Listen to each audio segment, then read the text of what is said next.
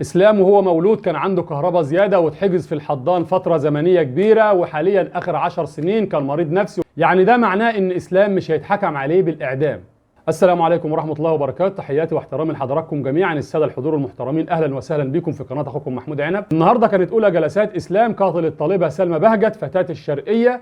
هتكلم معاكم في اهم النقاط اللي تم مناقشتها النهارده داخل المحكمه، واستجواب اسلام واعتراف اسلام كان ايه، واستجواب والد اسلام كمان، واهم الدفوع اللي دفع بها محامي اسلام. لكن يا ريت بعد اذن حضراتكم الناس اللي متابعه قضيه محمد عادل ونيره اشرف يخلوهم معايا لنهايه الفيديو، عشان في كلام مهم جدا او رساله مهمه جدا للجميع، خصوصا الناس اللي داخله تشتمني وتهجم عليا بالفاظ للاسف ما تتقالش، وبتقول ان انا كنت السبب او انا السبب في كل اللي بيحصل. انا السبب في كل اللي بيحصل. النهارده كانت اولى جلسات اسلام قاتل الطالبه سلمى بهجت فتاه الشرقيه، والنهارده اسلام مثل امام المحكمه والقاضي ساله هل انت قتلت سلمى؟ قال له نعم قولا واحدا قتلت سلمى.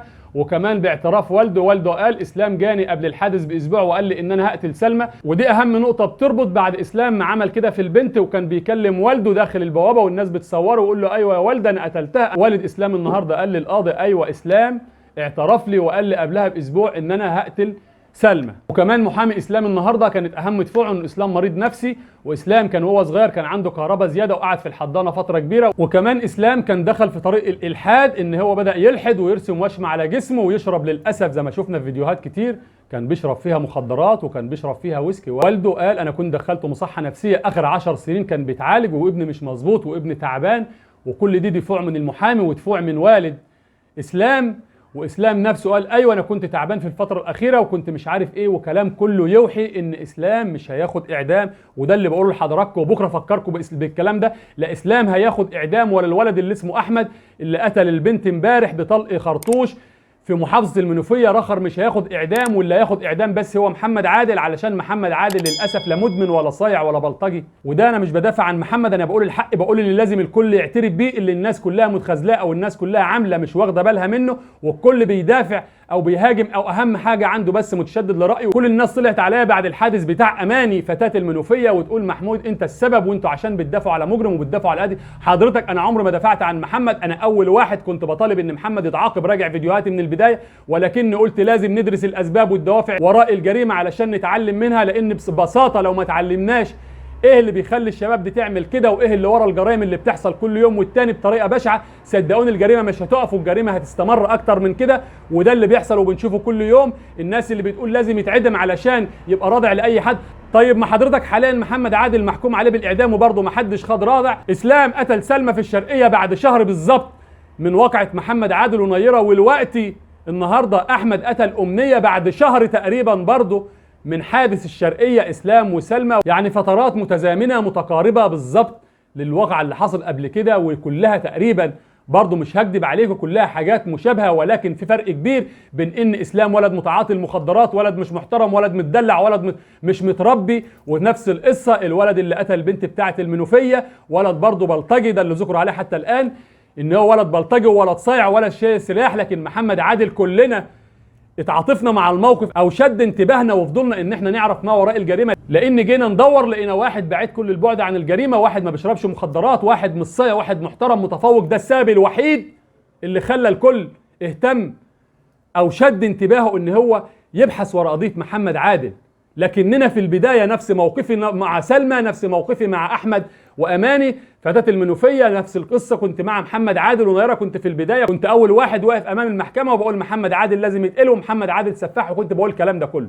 لكن جينا بعد كده لقينا لا سفاح ولا قاتل ولا ده السبب. حضرتك الناس اللي بتقول تعاطفك مع المجرم وانك بتطالب له البراءه هو ده اللي هيخلي الجريمه تتكرر كل يوم. اولا حضرتك انا ما طلبتش براءه محمد عادل، انا كنت اول واحد طلبت لمحمد عادل الاعدام. انا عايز اي حد من حضراتكم يجيب لي جمله واحده في اي فيديو اللي انا عملته على مدار الفتره اللي فاتت يقول فيها جمله ان انا بطلب لمحمد عادل البراءه. بالعكس في كل حلقاتي او كل فيديوهاتي بقول محمد عادل لازم يتعاقب، محمد عادل اقترف جرم. يا جماعه بلاش حتى المتعاطفين مع محمد عادل بلاش نتفس راسنا في الطين او ان انا اتشدد لرايي علشان عايز اطلع محمد عادل براءه. مفيش سبب في الدنيا يبرر القتل، ولكني بحثت وراء الاسباب والدوافع، خصوصا لما شفنا اسره نيره طلعت وشفنا الحركات المريبه اللي بتحصل منهم وكذبهم ولا حول ولا قوه الا بالله. وده الشيء الوحيد اللي خلى الجميع التفت الى محمد عادل لما شفنا اسره نيره وطلعوا للاعلام، وفي نفس الوقت لما لقينا محمد عادل ولد محترم، ولد بعيد كل البعد عن الجريمه، ولد من اسره بسيطه، يعني مش متدلع، يعني مش تحت امرك يا سيدي، مش كل حاجه عايزه بياخدها. لكن قصه اسلام وسلمى بتاعه الشرقيه وقصه احمد واماني بتاعه المنوفيه تختلف شكلا وموضوعا وكليا عن قصه محمد عادل ونيره اللي في المنصوره. صدقوني هناك فرق شاسع بين الثلاث قواضي يا جماعه. ده واحد متعاطي مخدرات وكان بيتعالج وصدقوني بكره اقول لكم اسلام واحمد مش هيتعدموا وهيطلعوا منها بحجه المحاميين، لان ده شيء موجود في القانون، ده من حق المحامي يطالب بيه. القانون بيقول اي حد ارتكب جريمه وهو تحت تاثير مخدر او هو مغيب عقليا او هو مريض نفسي لا يحاسب عن الجرم. ده في الدستور حضرتك موجود، وده اللي هيحصل مع اسلام واحمد. لكن محمد عادل للاسف ما كانش متعاطي المخدرات، ما كانش بلطجي، ما كانش صايع، بالعكس ده كان ولد متفوق. وده اللي هيأكد ان محمد عادل ياخد اعدام، ان هو كان ولد ذكي وكان ولد ناصح ازاي عمل كده. ولكن احنا قلنا كلنا في اسباب وراء جريمه محمد عادل، اسباب مهمه جدا لازم كلنا ندرسها، لازم كلنا نتعلم منها علشان نعرف اسباب الجريمه ايه ونمنعها. لازم الدوله تدرسها، لازم مؤسسات الدوله تعرف الاسباب دي ايه. لان صدقوني الرادع مش الاعدام، كل يوم بيبقى فيه اعدام. محمد عادل حلال محكوم عليه بالاعدام، ليه اسلام بتاع الشرقيه واحمد بتاع المنوفيه ما خافش وارتضع حضرتك؟ وقبل محمد عادل مش اول جريمه، قبل منه جرائم كتير جدا اتحكم عليها بالاعدام، وكنا قبلها بيوم، وكان امبارح واول امبارح كل يوم جلسات اعدام وبتنفذ الاعدام. ليه ما حدش خد رادع؟ صدقوني ما حدش هياخد رادع، لان الجيل ده ما حدش عارف هو بيفكر ازاي. الجيل ده عايز حد يقرب منه، عايز حد يحل مشاكله، عايز حد يعرف هو بيفكر ازاي. للاسف الجميع بعد عن اولاده، كل اب وكل ام اهم حاجه يجمعوا فلوس عشان يربوا اولادهم ويلبسوهم احسن لبس وجيبوا لهم احسن تليفون، ومحدش بيقرب من ولاده ولا بيزرع جواهم الدين ولا بيعلمهم حلال وحرام، عشان قسما بالله وللمره المليون بقول كل ما نحن فيه بسبب بعدنا عن الدين. الجيل كله طالع مش عارف حاجه عن دينه. اللي بينتحر او بتنتحر دي لو تعرف هيحصل لها ايه بعد الانتحار، استحاله تقبل على الانتحار. اللي بيقتل ده لو عارف اللي حسابه عند ربنا هيكون ايه، او دي مش اخره الدنيا، او هو كده مش هيرتاح وبس، صدقوني عمره ما يقبل على الجريمه. صدقوني كل ما نحن فيه، لان الاولاد ما عادش حد عارف دينه، ما عادش اب وام بيعمل قعده دينيه او يدي لاولاده دروس دينيه. حتى في المدارس وفي الجامعات للاسف الدين بقت ماده كده على المحاف ملهاش اي لازمه، ما بياخدش بيها، يعني لو سقط في الدين بينجح عادي. وده اللي ودى الدنيا في داهيه. بنطلب من مؤسسه الدوله، بنطلب من رئيس الجمهوريه، بنطلب من النائب العام، بنطلب من دار الافتاء، بنطلب من شيخ الازهر، لازم الدين يدرس في المدارس زي الاول ويبقى فيه نجاح وسقوط، لازم تكون ماده اساسيه. لكن اللي احنا فيه دي اسمها مهزله، وطالعين كل واحد عشان يبرر لنفسه يرمي على التاني. ما ترميش على شماعه غيرك، لان ده بيأكد ضعف موقفك. مفيش مقارنه بين القواضي الموجوده على الساحه حضرتك.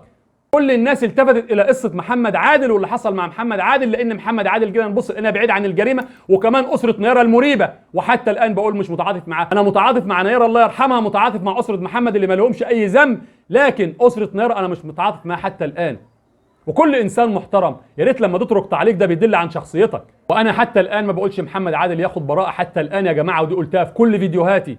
محمد عادل غلط كبير ولازم يتعاقب، مفيش اي مبرر للجريمه، ولكن لازم نبحث ونتعلم. اللي وصل اولادنا لكده كل يوم بنشوف جرائم كتير، ما حدش يقول الاعدام هو الرادع، علشان كل يوم في اعدام وحلال محمد عادل محكوم عليه بالاعدام، ومفيش حد خاف والجريمه بتحصل كل يوم. لازم نقرب من اولادنا، لازم نحل مشاكلهم، لازم نعرف هم بيفكروا في ايه، لازم نعلمهم دينهم، لازم نعلمهم ان الكليه والجامعه والمدرسه ده مكان للدراسه مش مكان للتعارف والصداقه والحب. لان للاسف اي شاب واي بنت ضعيفه النفس او ضعيف النفس بيفكر الصداقه او الزماله الزايده ده شيء، او الاختلاط الزايد ده شيء تاني، وبياخده بمنظور تاني ويبدا يتعامل معاه بطريقه تانيه، وممكن يحصل زي ما شفنا الكوارث اللي بتحصل. يا اما الوقت في الفتره الاخيره حضراتكم شفتوا للاسف الكوارث كلها البنت يا اما عشان مش عايزه تاخد حبيبها، يا اما بعتله صور، يا اما كوارث ومصايب كلها للاسف سببها ان مفيش حد بيعلم اولادنا. يا ريتنا اعلمهم ان المدرسه ده مكان للدراسه فقط، او الجامعه ده مكان للدراسه فقط. انت رايح تدرس عشان تتعلم، انت رايح تدرسي عشان تتعلمي. يا ريت بلاش علاقات حب في الفتره الاخيره، لان الدنيا باظت ما عادش زي الاول. الناس هتقول لي مكان زمان كان في حب، حضرتك ما كانش زي دلوقتي. الحب كان الاول كان فيه احترام، كان فيه ادب، حتى لو حد حب حد مستحيل يقول لفظ خارج ولا مستحيل يوريه حته من جسمه زي ما بنشوف الوقت للاسف على الشات. ادام بتحبني خلاص من حقي ان انا اشوف جسمك، ومن حقي وكوارث بتحصل كل يوم ولا حول ولا قوه الا بالله. اللي عايز اقول لحضراتكم عليه في النهايه ان محمد عادل مش هو السبب في كل اللي بيحصل. محمد عادل مش اول جريمه ومش هتكون اخر جريمه، صدقوني الجرائم بتحصل من زمان، ومش الاعدام هو الرادع، لان الاعدام من زمان لو حضراتكم شفتوا في اخر سنتين ثلاثه في حالات اعدام كتير وفي جلسات اعدام كتير للاسف، والجريمه ما اتقطعتش. يعني محمد مش اول جريمه. الناس اللي طالعه عشان تبرع عشان الوقت للاسف بقينا جبهتين. المنصات اللي عملوها جبهات، والمنافقين والاخوان والمأجورين والكفره و محمد عادل لا اول جريمه ولا هتكون اخر جريمه. محمد عادل جريمه زي كتير حصلت قبلها وهتحصل بعدها، لكن جريمه محمد عادل الكل توقف عندها علشان جينا نبص لقينا الموقف او الكادر كله شيء غريب وشيء مريب من اسره نيره، وفي المقابل الجانب الثاني محمد انسان متفوق، محمد انسان بعيد كل البعد عن الجريمه. وكلامي ده مش تبرير الجريمه حضرتك، انا بقول محمد لازم يتعاقب، واي حد متعاطف مع محمد وعايز محمد يطلع براءه صدقني انت غلطان، لازم تراجع نفسك. محمد عادل غلط ولازم يتعاقب. الناس اللي بتقول محمد عادل السبب والناس كلها واخداه قدوه واخداه عظه علشان انتوا بتدافعوا عنه، انا ما دافعتش عن محمد يا محترم، انا قلت لازم ندرس ما وراء الجريمه عشان الجريمه تتكرر كل يوم. محمد عادل محكوم عليه بالاعدام. ليه اسلام وليه احمد بتاع المنوفيه ما اتعظوش وما خافوش؟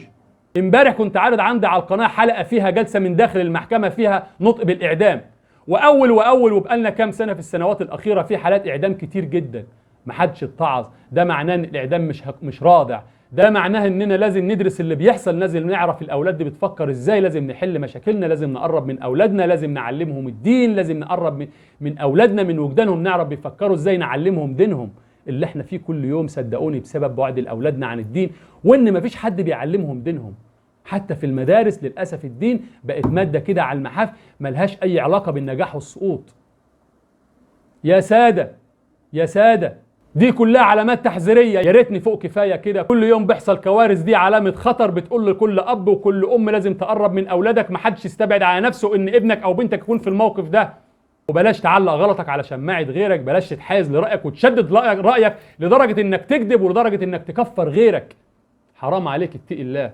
بس كده، دي كانت حلقه النهارده واللي حبيت اوضح فيها بعض النقاط زي ما قلت لحضراتكم. لو حضرتك كملت معايا الفيديو لحد هنا بشكرك جدا، وبطلب من حضرتك يا ريت تعمل اعجاب للفيديو وتشترك بالقناه وتفعل زر الجرس عشان يوصلك كل جديد. بشكركم لحسن المشاهده، والسلام عليكم ورحمه الله.